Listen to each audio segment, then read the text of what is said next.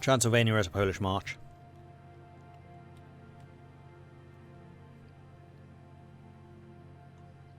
And yeah, Austria is split in two. They can't get to Linz, Ostmark or Steiermark.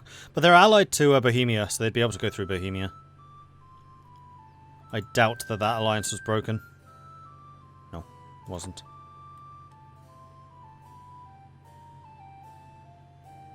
Actually, the Venetians have had Istria since the beginning, so in reality they came... Oh yeah.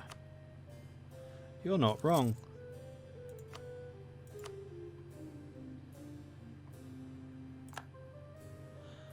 I hadn't even realised that South Germany went this far south. I was kind of assumed that that was either part of the Balkans or Italy. Probably Italy. Gauls and Istria.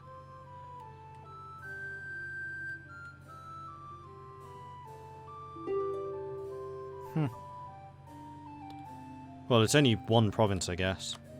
But yeah, that goal is definitely not completed anymore. And that is a very big army in Bohemia. I would not be at all surprised if we see this war end and then suddenly Brandenburg declaring war. And that will probably be for vassalization, because he can't actually core any of this stuff.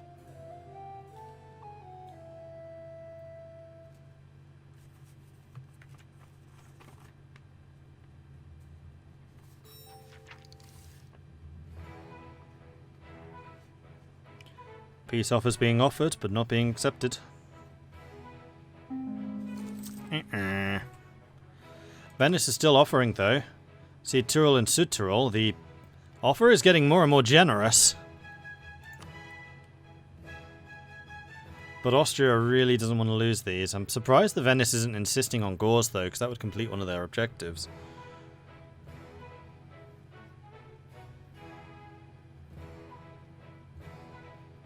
Brandenburg's still making everyone pay for dismantling the HRE even all these years later.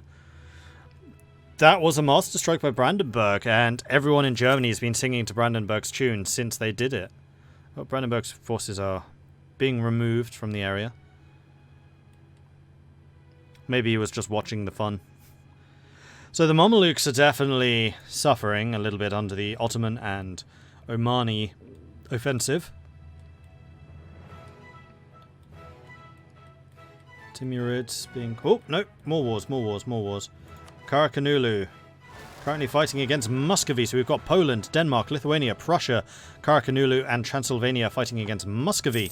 So this is the first humbling of Muscovy. And I am betting that he is wishing that he had formed Russia now. Because he can't do it while he's at war. And he's probably about to lose a couple of the territories that he requires for Russia. Like Smolensk. So this might be one of Muscovy's great regrets, because they were able to do it. The option was there. They just didn't want to pay the extra for that technology. Oh, nope, they've taken the technology. So why did you not form it? All you needed... You could. You actually could press the button, you just didn't do it. Ah, disappointing.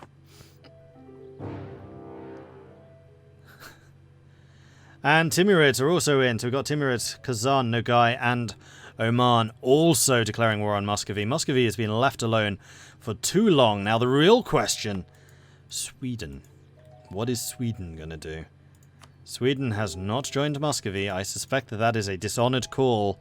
Yep, truce with Muscovy ends in 1527. They may well have cancelled that just before the war started. So the Muscovite armies are sitting here. Muscovy has a lot of manpower, a lot of money, so they can certainly resist this offensive. We've got Transylvania going, Leroy!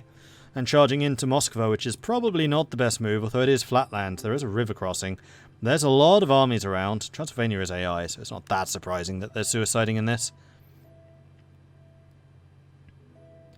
And this may well even be a stack wipe.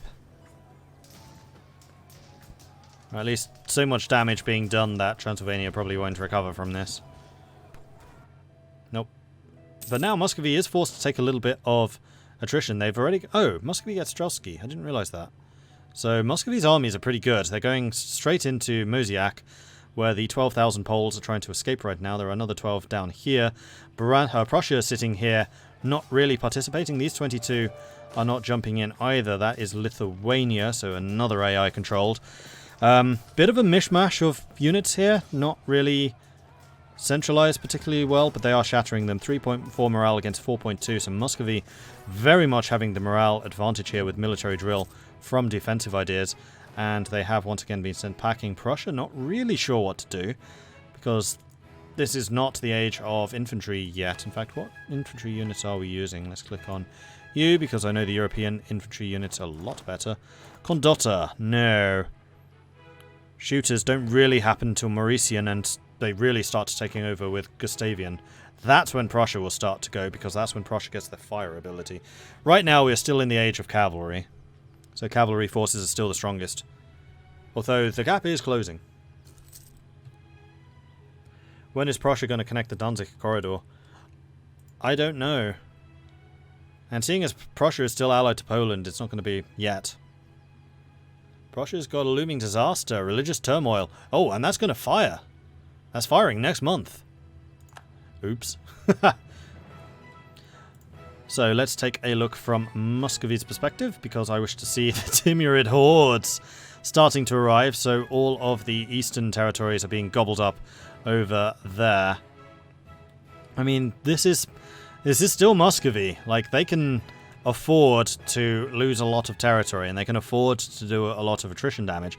I think what I would have done with the Muscovites is probably had a field or a fleet or a bunch of just 1,000 man mercenaries out here, just doing scorched earth ahead of the Timurid armies as they move in, because this is all very, very low development, which means very low supply levels, which means a lot of attrition, plus also winter. We're in February. General Winter is going to be fighting on the Muscovite side. There was an opportunity there to go after Brandenburg's forces, although Brandenburg is withdrawing swiftly enough. We have the Danes coming in from the other flank. I didn't notice that Denmark was in the war, but they apparently are. So it is really just Sweden sitting out. Sweden, the one who has the most to gain from this, with the possible exception of Poland and Lithuania. Interesting. Hey, Jack. I am doing well.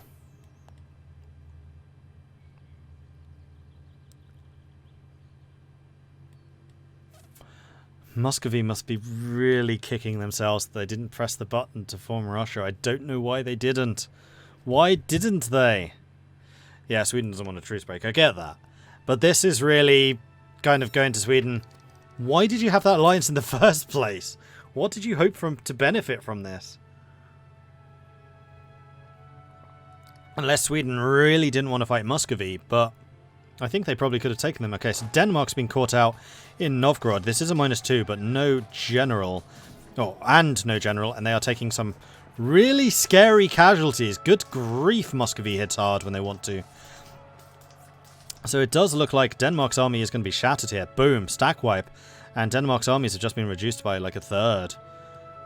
So Denmark's already feeling the burn. We do have the Siege of Kazan, which is about to fall to the Timurid armies. Muscovy definitely stacking up, trying to beat the Danes and the Lithuanians away. I think that they probably have more to lose to Poland and Lithuania than they do to the Timurids. I mean, the Timurids are likely to try and take some of these territories just to block Muscovy, but if Muscovy can win this against the Polish-Lithuanian group and not lose the territories that they need to form Russia, then they stand a chance to still form Russia. Losing a couple of the territories over here doesn't matter as much. And if you get blocked, then at least you'll have Russia's abilities to fight back.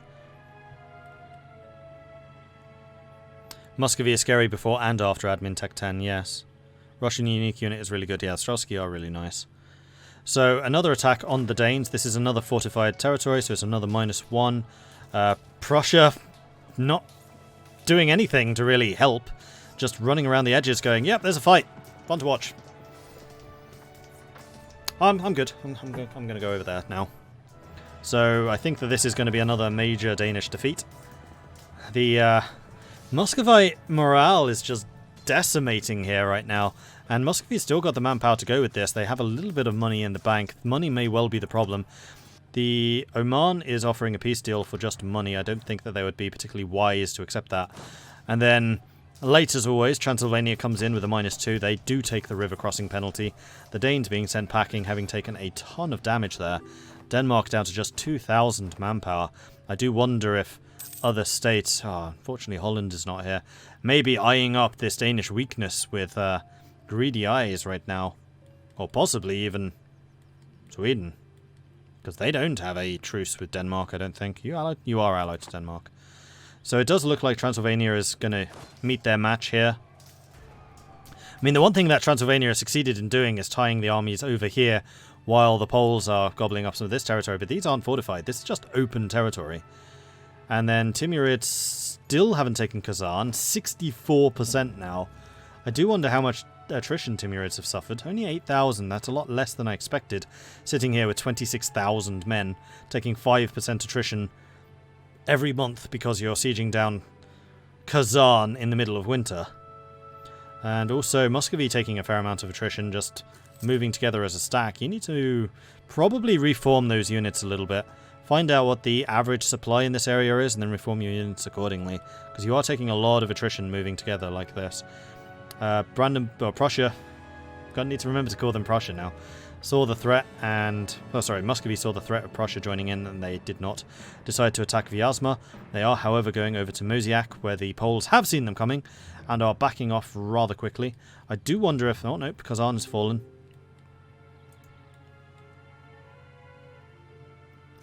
Burgundy, occupied by Savoy. So Savoy making up for the Burgundian falling over there. Then we've also got Catalonian peasant rebels in Catalonia right now. Those aren't Aragonese separatists or anything like that. We have 60,000 against 20,000. Prussia is joining in this time. And we do have the Prussian Space Marines. However, the Prussians are in the back lines. They are not contributing because they're not artillery. The Russians with the definite cavalry superiority. This is a -1. And even with the Prussian morale, I mean, Muscovy is only just behind the Prussians right now. I don't think that Prussia has got very many of their land ideas done yet. I mean, Muscovy taking a lot of casualties here, but in terms of morale, I think they'll win out just because Prussia joined too late. They were in the back line. You needed Prussia in the front with their 20% infantry ability. And there we go. Muscovy takes the cake once again, although they are definitely starting to struggle for manpower. They probably want to start consolidating and murking up, although that is, of course, going to require loans. And it is financially. Muscovy is difficult to defeat on field battles. Economically, though, that's how you beat them.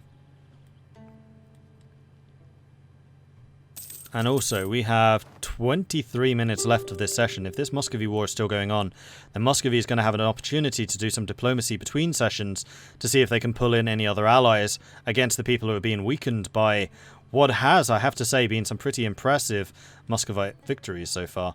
I mean, they're basically just letting Timurids in. I don't think they really have an interest in fighting the Timurids right now. They don't. And now it's just Muscovy versus Poland, and I suspect Muscovy's going to come out on top in this one. I mean, they're 5% ahead right now, ticking war scores against them because Yelets has fallen. Yelets is that province. It's not a fortified province. They can take that back pretty easily and then start getting the ticking war score on their side. And they didn't waste any manpower fighting against the Timurids, which, again, probably a good decision. Kazan has been vassalized by the Timurids, although not blocked off. Once Russia is formed, they can...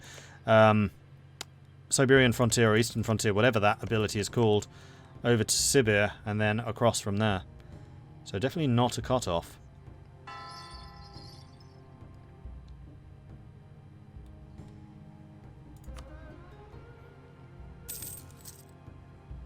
And Muscovy really showing some quite impressive ability here.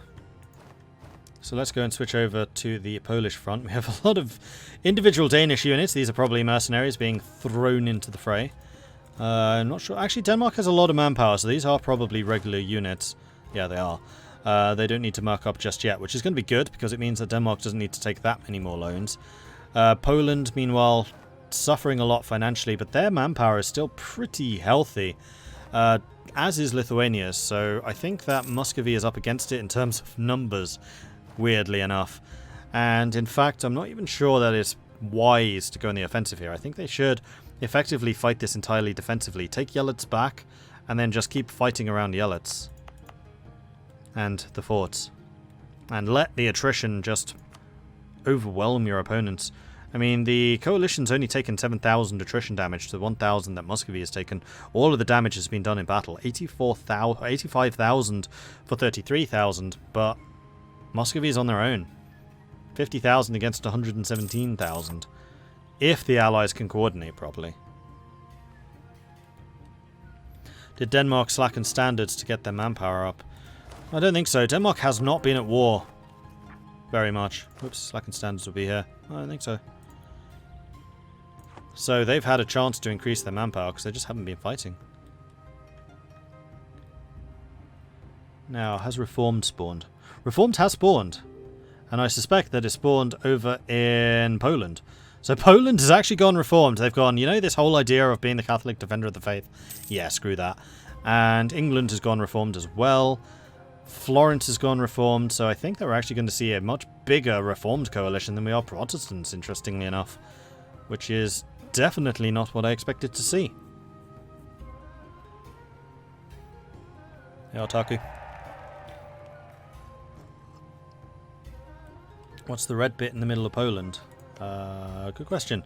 Galicia Volhynia. A Genoan vassal, apparently.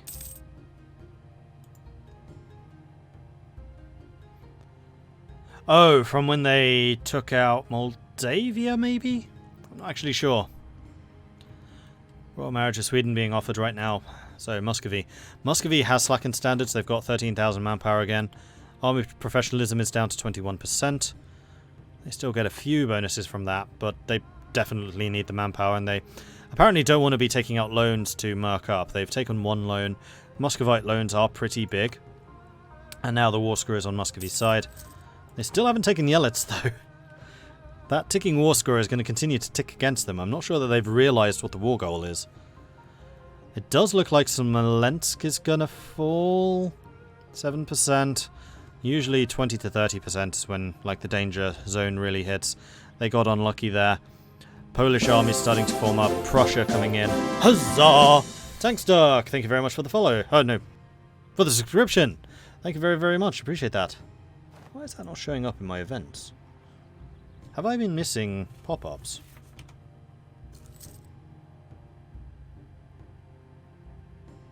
Apparently I have. Oh, I am really sorry. Igel, thank you also for the subscription. Thank you very, very much. So, Tankstock's coming in with the 8 months, and Igel coming in with the... I know it's more than 1 month. It hasn't actually said how long that one is. But thank you. Appreciate that. Oh, battle! I'm missing it. 70,000 Poles and Prussians versus 56,000 Muscovites. The Prussians this time having the morale advantage and also the discipline advantage. I suspect that they've gone militarism. Yes, militarization of the country, 9.6%. So this is when we really see the Prussians kicking off. They've gone, okay, we lost that first battle. We need to militarize because Muscovy is fighting this a lot harder than we thought. Britain is at war. We'll take a look at that in a minute.